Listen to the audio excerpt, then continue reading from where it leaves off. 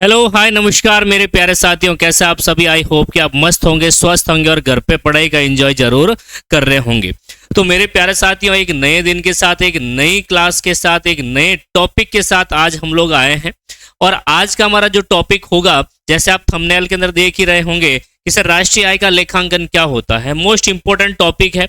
अगर हम बात करें कि 12th लेवल के अगर हम बात करें तो उसमें भी बहुत इंपॉर्टेंट है। और साथ ही साथ अगर बात करें सर, 12th बोर्ड है, सीए फाउंडेशन है, बैंकिंग है, नीट है, इसके अलावा सेकंड ग्रेड है, स्कूल लेक्चरर है, इन सभी एग्जाम के लिए ये आपके लिए बहुत ही अच्छी क्लासें रहने वाली हैं। तो कंटिन्यू इस क्लास को करिएगा ताकि आपको काफी सारा फायदा मिल सके, निःशुल्क मिल सके। मेरा ये मानना है कि आपको फायदा मिले लेकिन निःशुल्क मिलना चाहिए। तो मेरे प्यारे साथियों, बात करेंगे राष्ट्रीय आय क्या होती है, राष्ट्रीय आय की गणना कैसे की जाती है, इन तमाम चीजों के ऊपर हम लोग डिस्कस करने वाले हैं। और राष्ट्रीय आय कैसे कैलकुलेट की जाती है, काफी सारी जो अवधारणाएं हैं इस पूरे के पूरे टॉपिक में हम लोग डिस्कस करने वाले हैं। तो बेसिकली अगर आपसे पूछा जाए सर राष्ट्रीय आय क्या होती है, इसको कैसे कैलकुलेट किया जाता है, तो आपका जवाब यही होगा कि एक देश के अंदर उत्पादित होने वाली, या कह सकते हैं एक देश की इनकम को ही हम लोग राष्ट्रीय आय मानते हैं, है ना। एक देश की इनकम को ही हम लोग राष्ट्रीय आय मानते हैं। और वो किस प्रकार की इनकम की बात कर रहा है, किस प्रकार की इनकम की बात कर रहा है, ये नहीं बताया जाता है। लेकिन हम बात करेंगे कि सर राष्ट्रीय आय की अवधारणाएं क्या होती है। राष्ट्रीय आय के संबंध में समुच्चय की बात करेंगे, जीडीपी क्या होती है, एनडीपी क्या होती है, जीएनएनपी क्या होती है। इन तमाम चीजों के अलावा हम लोग राष्ट्रीय आय को मापने की 3 प्रकार की विधियों के बारे में भी डिस्कस करने वाले हैं।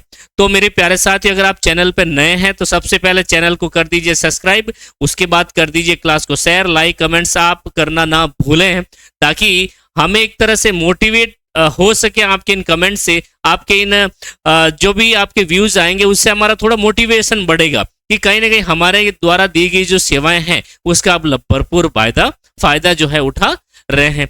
तो मेरे प्यारे साथियों, national income accounting of national income की बात करें या नेशनल इनकम अकाउंटिंग की बात करें तो बेसिकली देश के अंदर उत्पादित होने वाली वस्तुओं और सेवाओं के जो जोड़ होता है, वस्तुओं और सेवाओं के मौद्रिक मूल्य का या फिर जो टोटल का जोड़ होता है, उसी को हम लोग क्या कहते हैं, नेशनल इनकम के नाम से जानते हैं। ओके, तो ऐसी क्या चीजें इसमें इंक्लूड की जाती है, एक्सक्लूड की जाती है, इन तमाम चीजों के ऊपर डिस्कस करेंगे। लेकिन हम लोग शुरुआत के साथ एक एक चीज को डिस्कस करते हुए फिर हम लोग कैलकुलेट करेंगे कि वास्तव में राष्ट्रीय आय क्या होती है। तो राष्ट्रीय आय के संबंध में सबसे पहले हम लोग परिभाषा को डिस्कस करेंगे। परिभाषा के बाद उसमें कौन कौन सी चीजें सम्मिलित होती है, क्या क्या चीजें सम्मिलित होती है, कौन कौन से कॉन्सेप्ट को पढ़ना पड़ता है राष्ट्रीय आय को कैलकुलेट करने से पहले, उन तमाम कॉन्सेप्ट को हम लोग एक एक करके पढ़ेंगे। फिर बाद में जाकर हम लोग इसको डिस्कस करेंगे कि कैसे इसको कैलकुलेट किया जाता है। तो चलिए आइए परिभाषा से शुरू कर रहे हैं। हमारी परिभाषा क्या है, सिंपल सी परिभाषा देखिए जरा। क्या कहना चाह रहा है कि राष्ट्रीय आय का लेखांकन क्या होता है, किसी भी अर्थव्यवस्था की बात कर रहा है। अर्थव्यवस्था क्या है, बेसिकली अगर आपसे पूछे कि सर अर्थव्यवस्था क्या होती है, तो अर्थव्यवस्था का मतलब होता है कि जहां पर आर्थिक क्रियाएं संपन्न होती है। क्या होती है बेटा, जहां पर ऐसा विशेष क्षेत्र, क्या बात करेंगे इसके बारे में बात कर रहे हैं कि विशेष क्षेत्र जहां पर 3 प्रकार की आर्थिक क्रियाएं संपन्न होती है। वो 3 प्रकार की आर्थिक क्रियाएं कौन कौन सी है कि मैं बोलता हूं सर, प्राथमिक क्षेत्र की आर्थिक क्रियाएं। क्या, प्राथमिक क्षेत्र की आर्थिक क्रियाएं सम्मिलित होती है अपनी इकोनॉमी के अंदर, है ना, कि आर्थिक क्रियाएं, की आर्थिक क्रियाएं सम्मिलित होगी। ओके, दूसरी बात, दूसरा पॉइंट क्या है, दूसरा पॉइंट है कि कहीं ना कहीं हम लोग द्वितीय क्षेत्र की, किसकी बेटा, द्वितीय क्षेत्र की आर्थिक क्रियाओं को सम्मिलित करेंगे। द्वितीय जो क्षेत्र है, द्वितीय क्षेत्र की आर्थिक क्रियाएं की आर्थिक क्रियाएं, क्लियर है, आर्थिक क्रियाएं इसमें सम्मिलित की जाएगी। फिर बात करेंगे तीसरे की, कौन सी, तीसरा अपना है कि सर कहीं ना कहीं हम लोग तृतीय क्षेत्र की, जिसको हम लोग सेवा क्षेत्र के नाम से जानते हैं, सेवा क्षेत्र के नाम से जानते हैं, उनकी कहीं ना कहीं क्या है, आर्थिक क्रियाओं को, किसको, आर्थिक क्रियाओं को सम्मिलित करेंगे। आर्थिक क्रियाएं, आर्थिक क्रिया, क्लियर है? आर्थिक क्रियाओं को सम्मिलित किया जाएगा। तो अर्थव्यवस्था विशेष के अंदर, अर्थव्यवस्था विशेष क्षेत्र में जो कुछ क्रियाएं, आर्थिक क्रियाएं संपन्न की जाती है, उस क्षेत्र को क्या कहते हैं, अर्थव्यवस्था कहते हैं। तो अर्थव्यवस्था के संस्थागत ढांचे की समस्त आर्थिक क्रियाओं का, समस्त आर्थिक क्रियाओं का मतलब है इन आर्थिक क्रियाओं का, ये जो आपको दिखाई दे रही है, ये जो आपको दिखाई दे रही है, ये समस्त आर्थिक क्रियाएं होती है, जो प्राथमिक क्षेत्र की होती है, द्वितीय क्षेत्र की होती है और तृतीय क्षेत्र की होने वाली है। जैसे अपने घरों के अंदर पशु पाले जाते हैं, उनसे दूध निकाला जाता है, गोबर होती है, इनको मार्केट में बेच के हम लोग कहीं ना कहीं पैसा अर्न करते हैं, तो कहीं ना कहीं ये भी क्या होगी बेटा, आर्थिक क्रिया होने वाली है। तृतीय क्षेत्र में जहां पर निर्माण विनिर्माण को सम्मिलित किया जाता है, मजदूर लोग काम करते हैं, बिल्डिंग बनाते हैं, पुल बनाते हैं, सड़क बनाते हैं, है ना, ये सारे चीजें किस में आएगी, सेकेंडरी सेक्टर के अंदर आती है। तो इनका क्या है, समस्त आर्थिक क्रियाओं का सांख्यिकी वर्गीकरण। सांख्यिकी वर्गीकरण का मतलब होता है कि एवरेज निकाला जाता है, ओके, सहसंबंध निकाले जाते हैं, उसके प्रक्षेपण के माप निकाले जाते हैं। तो ये तमाम चीजें सांख्यिकी वर्गीकरण के अंदर आएगा। वर्गीकरण करना तथा आंकड़ों का विश्लेषण करने की रूपरेखा तैयार करना राष्ट्रीय आय का क्या है, लेखांकन कहलाता है। तो कहीं ना कहीं एक उन आंकड़ों का विश्लेषण भी करना होता है, ओके, कि भाई वो आंकड़े कौन से क्षेत्र से और इतने जो आंकड़े आए हैं अपने पास आर्थिक क्रियाओं से संबंधित, वो आंकड़े किस प्रकार के हैं, वो सारी चीजें डिस्कस की जाती है, ओके। फिर उनकी रूपरेखा तैयार करना राष्ट्रीय आय का लेखांकन कहलाता है। तो कहीं ना कहीं आपकी अर्थव्यवस्था क्या होती है, विशेष क्षेत्र में व्याप्त या विशेष क्षेत्र में होने वाली आर्थिक क्रियाओं से है, जहां पर उन क्रियाओं का क्या होता है, वर्गीकरण होता है। कौन सा वर्गीकरण, सांख्यिकी, स्टैटिक्स, जो स्टैटिस्टिक्स वर्गीकरण जो होता है, तथा उसका विश्लेषण भी होता है, इंटरप्रिनेशन होता है, या फिर उनका एनालाइज होता है, और उनकी एक रूपरेखा तैयार की जाती है, और उनको ही हम लोग क्या कहते हैं, राष्ट्रीय आय का लेखांकन कहते हैं। तो ये तो हो गई एक राष्ट्रीय आय की परिभाषा। अगर आपसे एग्जाम में पूछा जाए, 12th बोर्ड के मेरे प्यारे लाडले हैं, उनसे पूछा जाए कि राष्ट्रीय आय क्या होती है, तो ये राष्ट्रीय आय की परिभाषा आप लोग लिख सकते हैं। क्लियर है क्या? चलिए पढ़ते हैं आगे की ओर। और सबसे पहला इसका पड़ाव आता है राष्ट्रीय आय का। जब भी हम लोग कैलकुलेशन करते हैं, राष्ट्रीय आय की गणना करते हैं, राष्ट्रीय आय को पढ़ते हैं, तो हम लोग स्टेप बाय स्टेप चलेंगे, क्योंकि हमने पढ़ा है कि एक आर्थिक क्रियाओं में क्या क्या सम्मिलित होती है। आर्थिक क्रिया में या तो वस्तुओं का उत्पादन होगा या सेवाओं का प्रदान किया जाएगा। सेवाएं हमेशा प्रदान की जाती है और वस्तुओं का उत्पादन किया जाता है। तो यहाँ पर सबसे पहले हम लोग वस्तुओं के वर्गीकरण के बारे में बात करेंगे कि सर वस्तुओं का वर्गीकरण होता क्या है। बेसिकली वस्तुएं कितने टाइप की होती है, उन सभी तमाम चीजों के ऊपर डिस्कस करने वाले हैं। ठीक है जी, ओके। तो हमारा भाई लोग, आप लोगों ने हमारा काफी वीडियो देखिया वाला, काफी सारा वीडियो देखिया वाला, और उन वीडियो और महीने, उन क्लास और महीने आपने काफी अच्छी जानकारी भी मिली वाला। तो आपकी जो जानकारी है, आपकी जो जिज्ञासाएं हैं उन क्लासों के 12 महीने, तो वे हमारे साथ जरूर शेयर करोला, वही हमारे साथ जरूर शेयर करोला। कहीं ना कहीं आप लोग जो है हमारे एक इंस्टाग्राम चैनल है, उससे भी आप लोग जुड़ सकते हैं। वहाँ पर भी आपको शॉर्ट वीडियो कुछ जानकारी आपको वहाँ पर मिलेगी, जो मैं इस डिस्क्रिप्शन, वीडियो के डिस्क्रिप्शन के अंदर दे दूंगा कि क्या हमारी इंस्टा आईडी है। ठीक है जी। टेलीग्राम चैनल भी है, जहाँ पर हम लोग कुछ पीडीएफ है या कुछ नोट्स है, कुछ क्विज है, वो अपलोड करते रहते हैं, तो उससे भी आप लोग जुड़ सकते हैं। चलिएगा, तो इन वस्तुओं के वर्गीकरण की बात करते हैं, क्लासिफिकेशन ऑफ गुड्स की बात करते हैं। सबसे पहले बात करते हैं बेटा मध्यवर्ती वस्तुएं, अंतिम वस्तुएं और उपभोक्ता वस्तु। ठीक है जी, ओके। अब देखो मध्यवर्ती, इसके अलावा कुछ पूंजीगत वस्तु, मैं अलग अलग परिभाषाएं बता देता हूं आपको, है ना। इसके अलावा पूंजीगत वस्तुओं की भी बात कर सकते हैं हम लोग, पूंजीगत वस्तुओं की बात कर सकते हैं, पूंजीगत वस्तुएं। अब ये क्या क्या होती है, इनके क्या क्या एग्जाम्पल्स हो सकते हैं, इन तमाम चीजों के ऊपर डिस्कस करने वाले हैं। तो देखिए जरा कि मध्यवर्ती वस्तुएं जो किसी वस्तु के उत्पादन में सहायक होती है, किसी, कह सकते हैं आप लोग, अन्य किसी अन्य वस्तु के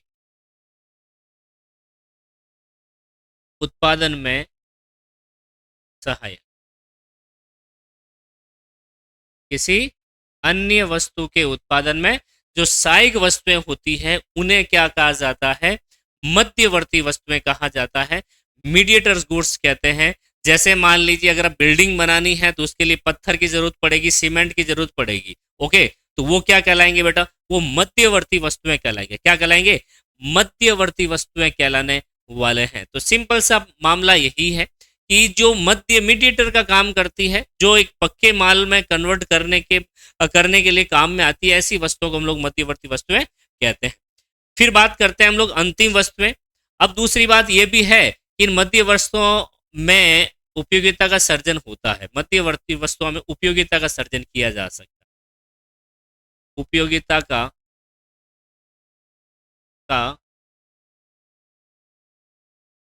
सर्जन, उपयोगिता का सर्जन का मतलब क्या होता है, मूल्य वृद्धि। क्या हो सकती है बेटा, मूल्य वृद्धि की जा सकती है, मूल्य वृद्धि की जा सकती है। ठीक है जी, क्या मूल्य वृद्धि की जा सकती है। बात समझ में आ गई होगी मध्यवर्ती वस्तुओं के बारे में। चलिए फिर बात करते हैं हम लोग। फिर दूसरा पॉइंट हमारा रहेगा अंतिम वस्तुएं। अंतिम वस्तुएं क्या होती है कि अंतिम वस्तु वे वस्तुएं होती है जिनमें मूल्य वृद्धि की संभावना नहीं होती, अंतिम रूप से उपभोक्ता इसका उपयोग करता है। पहले तो बात है कि सर अंतिम रूप से उपभोक्ता उपयोग में लाता है, अंतिम रूप से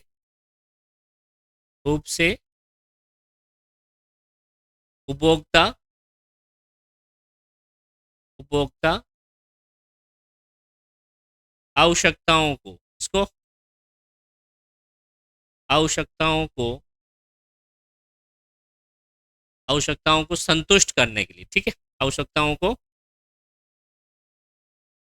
संतुष्ट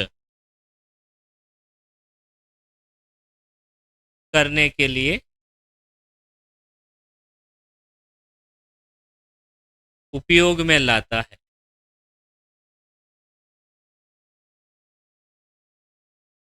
ठीक है जी, ओके। दूसरा पॉइंट इसमें और क्या देख सकते हैं हम लोग कि जो अंतिम वस्तुएं होती है इनके वस्तु की कीमत में कोई परिवर्तन या कीमत में वृद्धि नहीं की जा सकती है। तो अ, अंतिम वस्तुओं के मूल्य में क्या लिख सकते हैं आप लोग, अंतिम वस्तुओं की वस्तुओं के मूल्य में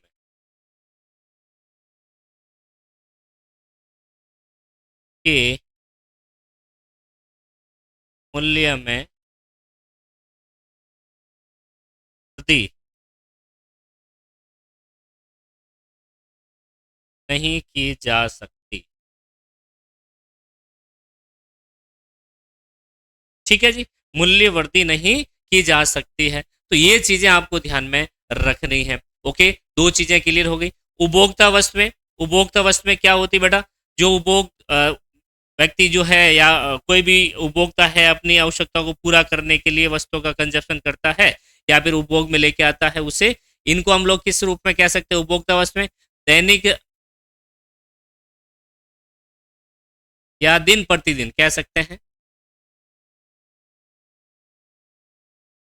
दिन प्रतिदिन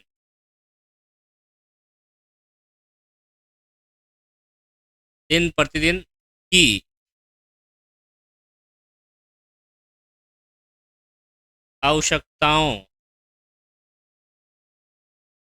आवश्यकताओं को पूरा करने हेतु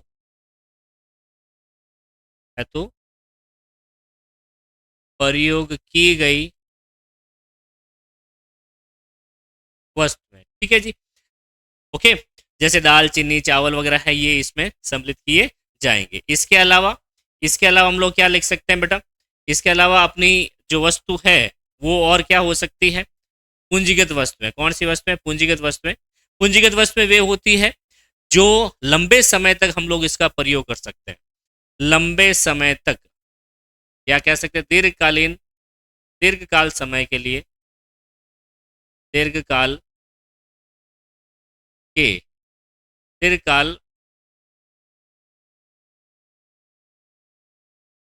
दीर्घकाल समय के लिए प्रयोग में लाई जाने वाली वस्तुएं। ठीक है, जैसे मशीनरी, प्लांट, है ना, कुछ एक उदाहरण हम लोग दे सकते हैं। तो ये वस्तुओं का क्या हो गया बेटा, वर्गीकरण हो गया। ये क्या हो गया, वस्तुओं का हमारा क्या हो गया, एकदम से अच्छे से वर्गीकरण हो गया है। ठीक है जी, चलिएगा फिर आगे बढ़ते हैं नेक्स्ट पॉइंट की तरफ। और नेक्स्ट पॉइंट क्या है देखिए जरा। फिर स्टॉक का अर्थ क्या होता है, क्योंकि कहीं ना कहीं जब हम लोग राष्ट्रीय आय की गणना करते हैं तो कुछ एक साल से संबंधित यानी एक वर्ष अवधि जो भी होती है उससे संबंधित जो भी इनकम होती है उसी को इंक्लूड किया जाता है। तो यहाँ पर स्टॉक का बड़ा महत्व है। और क्या है स्टॉक, देखिए जरा। स्टॉक का मतलब होता है, स्टॉक एक समय के एक निश्चित बिंदु पर, एक समय के निश्चित बिंदु पर मापी जाने वाली मात्रा होती है। क्या होती है, एक निश्चित बिंदु पर मापी जाने वाली मात्रा जो होती है उसको हम लोग क्या कहते हैं बेटा, उसको हम लोग कह सकते हैं स्टॉक। क्या कहते हैं बेटा, स्टॉक कहा जाता है। तो स्टॉक समय के एक निश्चित बिंदु, समय के एक निश्चित बिंदु का मतलब है कि सर अगर मैं आपसे पूछूं कि ऐसा बोलता हूं सर 31 मार्च, या कह सकते हैं अगर मैं आपसे पूछूं कि सर 31 मार्च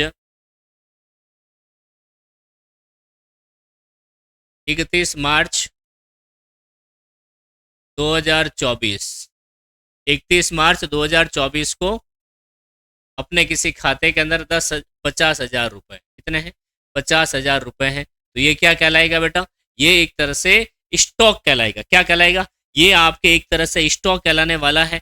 जब एक निश्चित समय की बात आती है, निश्चित समय निश्चित बिंदु की बात आती है तो उसे हम लोग क्या कहते हैं, उसे हम लोग कहेंगे, क्या हम लोग कह सकते हैं, स्टॉक। ओके, तो पूंजी और मुद्रा की मात्रा किस में आती है, स्टॉक के चर के महत्वपूर्ण उदाहरण है। अगर मैं पूंजी की बात करता हूं, कह दिया जाता है कि भाई बताओ 2000 दिसंबर 2000 की बात करें कि दिसंबर 2024 तक अमुक व्यक्ति की जो पूंजी है, क्या, अमुक व्यक्ति की पूंजी जो है वो 5 करोड़ रुपए, कितनी करोड़ रुपए हैं, 5 करोड़ रुपए। तो ये दिसंबर 24 की बात कर रहा है और इसमें 31 दिसंबर की बात कर रहा है। कब की बात कर रहा है, 31 दिसंबर 2024 की बात कर रहा है। इसकी पूंजी कितनी है, 5 करोड़ रुपए है। तो ये किस में आएगा बेटा, स्टॉक के अंदर आएगा। अब बात करते हैं प्रवाह की, किसकी बात करते हैं, प्रवाह क्या होता है देखिए जरा। अगर बात करते हैं प्रवाह की तो प्रवाह क्या होता है, चलिए बात करते हैं प्रवाह के बारे में। प्रवाह समय की एक निश्चित विशिष्ट समय अवधि में, किसमें बेटा, एक समय अवधि की बात करता है। समय अवधि का मतलब क्या होता है, एक दिन हो सकता है, एक दिन हो सकता है, एक सप्ताह हो सकता है, एक माह हो सकता है, एक वर्ष हो सकता है। ठीक है, ये क्या होता है, महीना होता है। तो इस अवधि में मापी जाने वाली जो मात्रा होती है उसको क्या कहते हैं बेटा, उसको हम लोग क्या कहेंगे, प्रवाह कहेंगे, फ्लो कहते हैं। सपोज करिएगा कि मैं कहता हूं सर 10,000 रुपए पर 10,000 रुपए का ब्याज, 10,000 रुपए का ब्याज की बात करें तो ब्याज जो है वो सपोज करें 1,000 रुपए, कितना है, 1,000 रुपए है। सपोज करें कितना है, 1,000 रुपए है। तो ये एक समय अवधि की बात करता है। अब ये कहता है कि सर इसमें मान लीजिए किसी व्यक्ति ने पैसा दिया होगा, जैसे सपोज करें 1 जनवरी 2024 को, कब, 1 जनवरी 2024 को, और ये समय अवधि 1 जुलाई या 1 जुलाई 2024 तक का जो ब्याज है वो कितना है, 1,000 रुपए। सपोज करें कितना है, 1,000 रुपए। तो ये क्या है, एक तरह से समय अवधि, ये क्या बेटा, एक तरह से आपकी क्या हो गई, समय अवधि हो गई। तो एक समय अवधि में एक विशेष समय अवधि में मापी जाने वाली जो मात्रा होती है उसको क्या कहा जाता है बेटा, उसको हम लोग क्या कहेंगे, कहीं ना कहीं हम लोग कहने वाले हैं क्या, प्रवाह कहते हैं। क्या कहते हैं, अब इसके कुछ एग्जाम्पल भी होंगे। क्या एग्जाम्पल है वो देखिए जरा, छोटे छोटे एग्जाम्पल्स हैं उनकी बात करते हैं। कि संपत्ति की बात करते हैं हम लोग सबसे पहले, किसकी, संपत्ति है, श्रम बल है, ओके, पूंजी है, एक देश में मुद्रा की पूर्ति या मात्रा होती है, बैंक में जमाएं होती है, छत की टंकी पर पानी की मात्रा है, तो ये कहता है कि भाई सुबह मॉर्निंग 5 बजे इतने पानी में टंकी में पानी था, अब इतना है। तो ये सभी किसके एग्जाम्पल है? ये मोस्ट इंपॉर्टेंट है बेटा, ये आपके जो एग्जाम्पल है ये आपके क्या होने वाला है? मोस्ट इंपोर्टेंट होने वाले हैं। एग्जाम के अंदर सीधा सीधा पूछा जाता है कि निम्न में से बताइए स्टॉक का उदाहरण कौन सा है। स्टॉक का उदाहरण कौन सा है, तो आपको ये बता देना है। ठीक है जी, ये बता देना है। संपत्ति है तो सब कुछ है भैया, संपत्ति है तो सब कुछ है, संपत्ति सब कुछ नहीं होती, ये भी चीज आपको ध्यान में रखनी है। ओके, संपत्ति का मतलब यही है आपके पास जमीन जायदाद या थार मोटर कितनी है, फॉर्चूनर कितनी है, जमीन कितनी है, तो यही आपके संपत्ति के अंदर सम्मिलित होने वाली है। फिर बात करते हैं आय। आय हो सकती है बेटा मासिक होती है, क्या होती है? अगर मैं आय की बात करूं तो एक तरह से मासिक हो सकती है या वार्षिक होगी, होगी कि नहीं होगी बेटा? तो एक मासिक और वार्षिक जो है वो एक समय अवधि की बात कर रहा है। ये किसकी बात कर रहा है?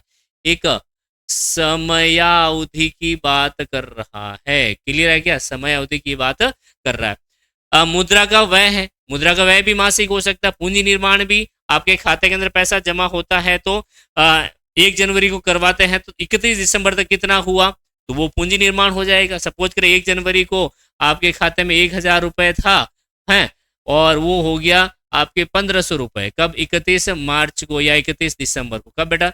31 दिसंबर को। ये 1 जनवरी की बात कर रहा है। तो इस समय अवधि में आपका पैसा कितना हो गया? 500 रुपए बढ़ गया है, तो ये हो गया पूंजी का निर्माण। एक देश में मुद्रा की पूर्ति में परिवर्तन कितना हो रहा है ना, परिवर्तन की बात कर रही है। कहने का मतलब एक समय अवधि में कितना आपकी मुद्रा की पूर्ति में परिवर्तन हुआ है उसकी बात करेंगे। पूंजी पर ब्याज की बात करें, मैंने अभी आपको एग्जांपल दिया था। छत की टंकी से पानी का रिसाव की बात करते हैं। तो ये तमाम जो चीजें हैं किसके अंतर्गत आने वाली है? प्रवाह के अंतर्गत आने वाली है। किसमें बेटा? प्रवाह के अंतर्गत आने वाली है। चलिए नेक्स्ट पॉइंट की बात करते हैं। फिर इसमें एक चीज और ध्यान में रखने वाली, डेप्रिसिएशन की बात करता है। किसकी बात करता है? डेप्रिसिएशन की बात करता है। डेप्रिसिएशन की बात क्यों करेंगे? क्योंकि कहीं ना कहीं हम लोग वस्तुओं को लेते हैं तो एक समय अवधि के बाद उसमें घिसावट आ जाती है। क्या आ जाती है? घिसावट आ जाती है, फिर उसके मूल्य में कमी आ जाती है। तो कहीं ना कहीं एक मौद्रिक जो मूल्य होता है, मार्केट जो वैल्यू होती है उसकी कम हो जाती है, तो उसको भी हम लोग राष्ट्रीय आय में काम में लेने वाले हैं। ठीक है, तो इसलिए डेप्रिसिएशन को भी पढ़ना बहुत ही जरूरी है। ये कुछ एक पॉइंट है जो आपको पढ़ना बहुत ही जरूरी है। डेप्रिसिएशन की अवधारणा, पूंजीगत वस्तुएं। पूंजीगत वस्तुएं का मतलब क्या है? लंबे समय या फिर आने वाले समय के लिए प्रयोग में ली जाने वाली वस्तुएं होती है, पूंजीगत वस्तुएं होती है। ठीक है, कि नियमित टूट फूट का समायोजन करने के क्रम में सकल निवेश के मूल्य से किए गए लोप को क्या कहते हैं? क्या कहते हैं बेटा? मूल्यह्रास कहते हैं। सकल निवेश का मतलब हो गया कि कहीं ना कहीं आप वस्तुएं सेवाओं में पूंजीगत वस्तुओं को, या आप पूंजीगत वस्तुओं में किया जाने वाला खर्च, ठीक है, क्या कह सकते हैं? पूंजीगत पूंजीगत वस्तुओं के क्रय में व्यय, ये क्या कहलाता है? सकल निवेश। क्या कहलाएगा ये सकल निवेश होता है। क्या होता है? सकल निवेश होता है। अब अगर आपसे पूछूं कि इसके मूल्य में की गई कमी, यानी कि इसके मूल्य में की गई कमी जो होती है वही क्या कहलाता है? मूल्य में की गई जो कमी होती है, इसी कमी को क्या कहा जाता है? डेप्रिसिएशन कहा जाता है, मूल्यह्रास कहा जाता है। क्या कहा जाता है बेटा?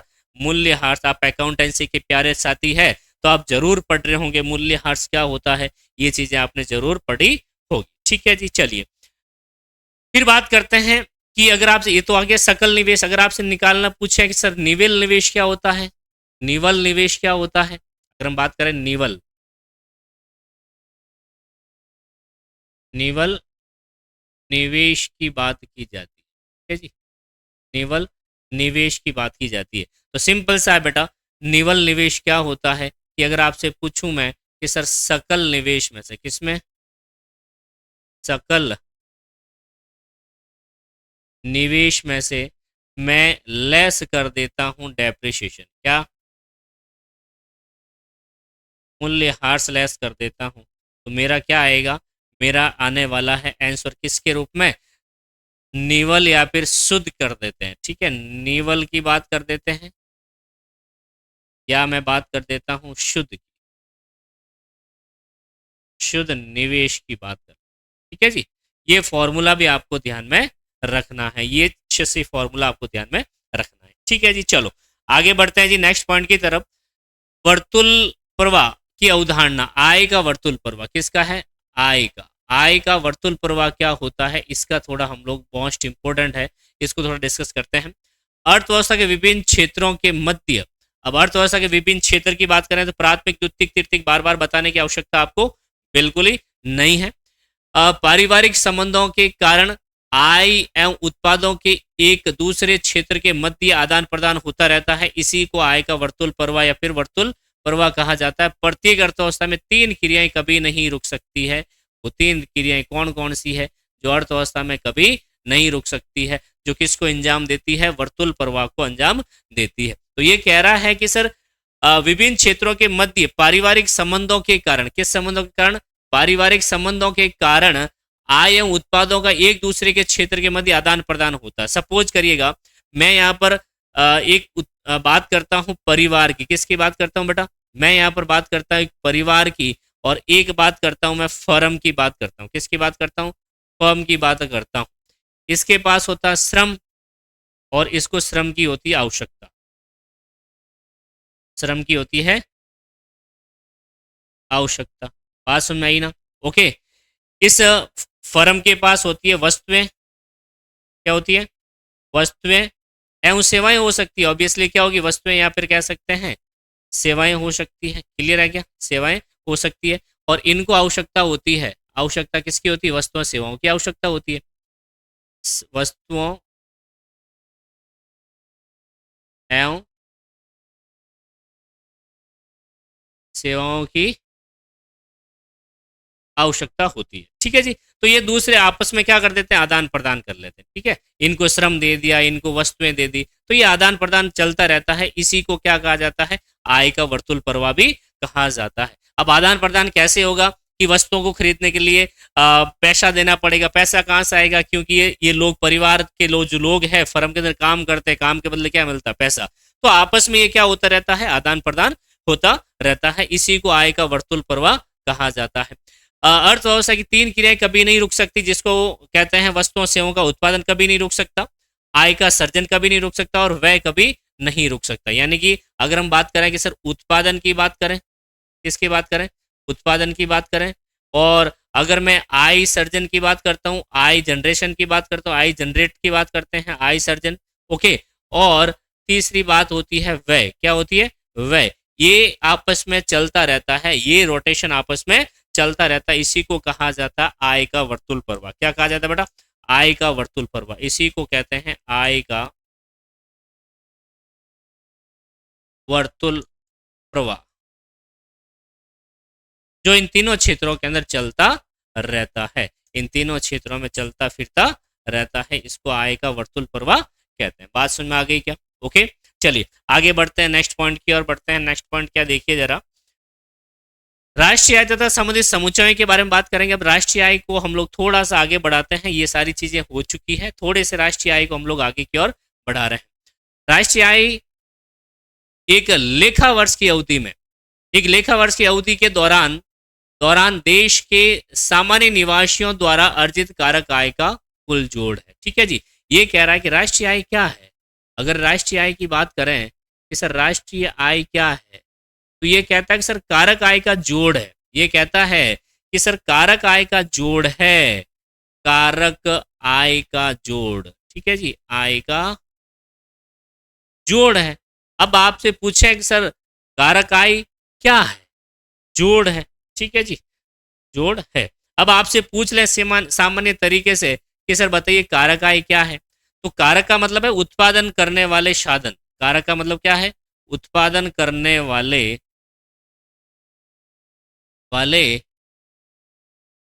साधन की बात कर रहे हैं। ठीक है, किसकी बात कर रहे हैं? साधन की ये बात कर रहा। अगर आपसे पूछा सर उत्पादन के साधन कौन कौन से ऐसे जो चीजें हैं उत्पादन कर सकते हैं, सबसे पहले मैं बात करूं कि सर भूमि है या श्रम की बात कर लेते हैं, उसके बाद भूमि की बात कर लेते हैं। ओके, इसके बाद पूंजी की बात कर लेते हैं। ओके, इसके बाद इन सभी को मैनेज करने वाला एक साहसी होता है। क्या होता है? साहसी होता है। इन सभी को क्या कहा जाता है? उत्पादन के कारक कहा जाता है। क्या कहा जाता है? उत्पादन के कारक। तो देखो क्या कह रहा है कि राष्ट्रीय आय एक लेखा वर्ष की अवधि के दौरान एक देश के सामान्य निवासी, देश के सामान्य निवासी क्या होते हैं, अभी हम इसकी अवधारणा भी पढ़ने वाले हैं। देश के सामान्य निवासी क्या होता है? द्वारा अर्जित कारक आय का टोटल जोड़ है। कारक आय का टोटल जोड़ का मतलब ये होता है कि अगर आपसे कहूं मैं कि एक श्रम के बदले क्या मिलती है? मजदूरी। कौन सी दूरी? मजदूरी मिलती है। ठीक है जी, ओके। एक भूमि के ऊपर लगान दिया जाता है। ठीक है जी, ओके। पूंजी के ऊपर क्या मिलता है? ब्याज मिलता है जी। ठीक है, ओके। एक साहसी को लाभ मिलता। तो इन सभी को टोटल कर दूं, मान ली मजदूरी 100 रुपए हो गई, लगान 120 रुपए हो गया, प्रॉफिट या ब्याज 80 रुपए हो गया, ओके, और प्रॉफिट जो है 200 रुपए हो गया। अगर मैं इन सभी को जोड़ दूं 100, 120, 80 तो कितने हो गए? 200 और 300, 300 और 200 कितने हो गए? 500। ठीक है जी। तो 500 रुपए जो आए हैं ये कहीं ना क्या होगा? इनकम होगी, नेशनल इनकम रहने वाली है। तो कारक आय का जो जोड़ है वो कहीं ना कहीं क्या कहलाएगा? राष्ट्रीय आय कहलाता है। राष्ट्रीय आय की यह परिभाषा दो महत्वपूर्ण बिंदु द्वारा व्यक्त हो सकती है। वो कौन कौन से महत्वपूर्ण बिंदु है? राष्ट्रीय आय में केवल कारक आय को ही सम्मिलित किया जाता है। ठीक है, कारक आय को ही सम्मिलित करेंगे। ओके, फिर है राष्ट्रीय आय के केवल एक देश के सामान्य निवासियों की आय को ही सम्मिलित किया जाता है। ऐसे नहीं कि देश के अंदर खूब सारे दूसरे देशों के लोग भी काम करते हैं, उनकी भी इनकम होती है, क्या अपने देश के अंदर इंक्लूड की जाएगी? नहीं, केवल और केवल सामान्य निवासियों की जो टोटल है इनकम है उनको इंक्लूड किया जाता है। ठीक है जी, चलो फिर बात करते हैं कारक आय क्या होती है। तो देखो, कारक आय उत्पादक इकाइयों द्वारा परिवारों, किसको? परिवारों यानी उत्पादन के कारकों के स्वामी जो होते हैं को उनकी कारक सेवाओं के उपयोग करने के बदले किया गया जो भुगतान होता है उसको क्या कहते हैं? कारक आय कहते हैं। क्या कहते हैं बेटा? कारक आय कहते हैं। और जैसे पारिश्रमिक, कर्मचारी को पारिश्रमिक हो गया, इसके अलावा लगान हो गया या फिर किराया हो गया, ओके, या ब्याज हो गया या प्रॉफिट हो गया। तो ये किसको मिलता है? श्रमिक को मिलता है। किसको मिलेगा बेटा? श्रमिक को। ये किसके ऊपर? भूमि के ऊपर। ओके, मैंने अभी आपको बताया है भूमि के ऊपर। ओके, भूमि के ऊपर मिलने वाला है। और ये जो पॉइंट रहने वाला है पूंजी के ऊपर। और ये प्रॉफिट जो होता है साहसी का होता है। क्या होता है? इंटरप्रेन्योर का। बात समझ में आएगी क्या? ओके, इन सभी का टोटल क्या होता है? यानी एक उत्पादक इकाई द्वारा, उत्पादन इकाई यानी कि बात कर रहा है फर्म की बात कर रहा है। ठीक है, बड़ी बड़ी फैक्ट्रियों की बात कर रहा है, कंपनी की बात कर रहा है। तो वो सेवाओं के बदले उनको किया जाने वाला भुगतान क्या कहलाता है? कारक आय कहलाता है। ठीक है जी, ओके। फिर बात करते हैं सामान्य निवासी क्या होते हैं। यहां तक कॉन्सेप्ट की बात करेंगे कि सर सामान्य निवासी क्या होते हैं। तो देखो, एक देश के सामान्य निवासी कौन होते हैं? सबसे पहले एक सामान्य निवासी वो व्यक्ति होता है जो साधारणतः संबंधित देश में निवास करता और जिसकी आर्थिक रुचि उसी देश में केंद्रित होती है। यह निम्नलिखित अवलोकन पर भी ध्यान देना होगा। एक देश में एक वर्ष की अवधि के लिए या उससे अधिक समय के लिए निवास करने वाले व्यक्ति को उस देश का साधारण निवासी कहा जाता है। ठीक है जी, ओके। एक व्यक्ति की उस देश में आर्थिक रुचि होती है जब वह अपनी उत्पादन, उपभोग या निवेश जैसी सभी क्रियाएं उस देश में करता है तो वो क्या कहलाएगा? सामान्य निवासी कहलाएगा। ये परिभाषा है सामान्य निवासी की। और एक देश की इनकम का जब कैलकुलेशन किया जाता है, गणना की जाती है, तो कहीं ना कहीं सामान्य निवासियों की ही आय को जोड़ा जाता है, दूसरी कारक आय को जोड़ा जाता है। तो इन कॉन्सेप्ट को हम लोग अच्छी तरह से पढ़ चुके हैं। तो मेरे प्यारे साथियों, हम लोगों ने काफी सारी चीजें डिस्कस कर चुके हैं जो नेशनल इनकम से रिलेटेड है। नेक्स्ट क्लास में हम लोग बात करेंगे कि जीडीपी क्या होती है, घरेलू आय क्या होती है, राष्ट्रीय आय क्या होती है। इन सभी चीजों के बारे में बात करेंगे। बाजार कीमत क्या होती है, लागत कीमत पर जीडीपी क्या होती है, तमाम चीजें हम लोग डिस्कस करने वाले हैं। तो मेरे प्यारे साथियों, क्लास को ज्यादा से ज्यादा शेयर कर लीजिएगा। शेयर इज केयरिंग है। और जैसा कि आप सभी को विदित है कि हमारा चैनल अभी नया नवेला दुल्हन की तरह है, तो इसको बड़ा संभाल के आगे बढ़ाना जरूरी है। सीखना बहुत ही जरूरी है, सिखाना भी बहुत ही जरूरी है। तो चैनल को सब्सक्राइब जरूर कर दीजिएगा जब आप नए हैं। आगे आने वाले कॉम्पिटिटिव सारे एग्जाम हैं उनके लिए बहुत ही महत्वपूर्ण आपके लिए क्लासें रहने वाली है। तो मेरे प्यारे साथियों, एक बार पुनः सबका स्वागत है एसी एस ज्ञान अड्डा पर। आप सभी का अभिनंदन है। Thank you so much.